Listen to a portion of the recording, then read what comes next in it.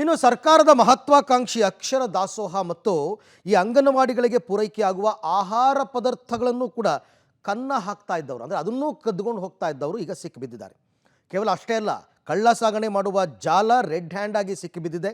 ತುಮಕೂರಿನ ಈ ಜಾಲ ಇಡೀ ರಾಜ್ಯಕ್ಕೂ ಕೂಡ ಹಬ್ಬಿರ್ತಕ್ಕಂಥ ಆಘಾತದ ಅಂಶ ಈಗ ಬೆಳಕಿಗೆ ಬರ್ತಾ ಇದೆ. ಈ ಕುರಿತಂತೆ ಒಂದು ರಿಪೋರ್ಟ್ ಇದೆ, ನೋಡೋಣ ಬನ್ನಿ. ಅಂಗನವಾಡಿ ದಾಸ್ತಾನು ಕಳ್ಳಸಾಗಣೆ ಜಾಲ ಪತ್ತೆ. ತುಮಕೂರಿನ ಜಾಲ ರಾಜ್ಯಕ್ಕೂ ಪಸರಿಸಿದ ಆಘಾತ.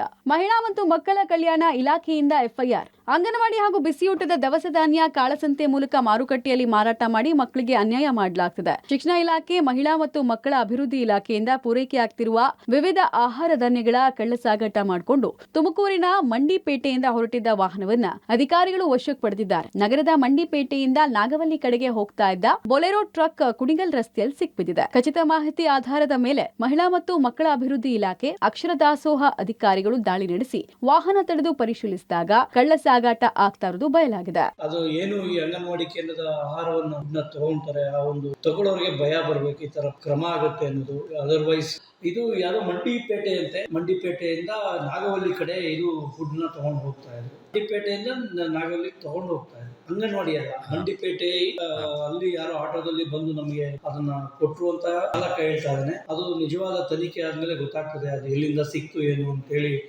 ತಿಲಕ್ ಪಾರ್ಕ್ ಪೊಲೀಸರು ಆಹಾರ ಪದಾರ್ಥಗಳ ಪ್ಯಾಕೆಟ್ಗಳನ್ನ ಜಪ್ತಿ ಮಾಡಿ ವಾಹನದ ಚಾಲಕ ನೂರುಲ್ಲಾ ಎಂಬುವರನ್ನ ವಶಕ್ಕೆ ಪಡೆದು ತನಿಖೆ ಆರಂಭಿಸಿದ್ದಾರೆ. ಕ್ಷೀರಭಾಗ್ಯದ ಹಾಲಿನ ಪೌಡರ್ ಹಾಗೂ ಅಂಗನವಾಡಿಗಳಿಗೆ ಮಕ್ಕಳಿಗೆ ಗರ್ಭಿಣಿ ಬಾಣಂತಿಯರಿಗೆ ನೀಡುವ ಗೋಧಿ ನುಚ್ಚು, ಬೆಲ್ಲದ ಪುಡಿ, ಉಪ್ಪಿಟ್ಟು ಮಸಾಲ, ಲಡ್ಡು ಮಿಶ್ರಣ, ಪುಷ್ಟಿ ಹಿಟ್ಟಿನ ಪ್ಯಾಕೆಟ್ಗಳು ಕಳ್ಳಸಾಗಾಟ ಮಾಡ್ತಾ ಇದ್ದ ವಾಹನದಲ್ಲಿ ಪತ್ತೆಯಾಗಿದೆ. ಈ ಮೂಲಕ ಸರ್ಕಾರದ ಯೋಜನೆ ಯಾವ ರೀತಿಯಲ್ಲಿ ದುರುಪಯೋಗ ಆಗ್ತಾ ಇದೆ ಎಂಬುದಕ್ಕೆ ಉದಾಹರಣೆ ಅನಿಸಿದೆ. ಶಿಕ್ಷಣ ಇಲಾಖೆದು ಪುಷ್ಟಿ ಪೌಡರ್ ಮತ್ತೆ ಇದೆಲ್ಲ ಅಲ್ಲಿ ಸಿಕ್ಕಿದೆ. ಪುಷ್ಟಿ ಇತ್ತು, ಮತ್ತೆ ಪೌಷ್ಟಿಕ ಲಾಡು, ಮತ್ತೆ ಬೆಲ್ಲ, ಹಾಲಿನ ಪೌಡರ್ ಏನಿತ್ತು ಅದೆಲ್ಲ ನಮ್ಮ ಇದು ಟೋಟಲ್ ನಮ್ಮ ಇಲಾಖೆ ಒಂದು ಫುಡ್ 150 kg.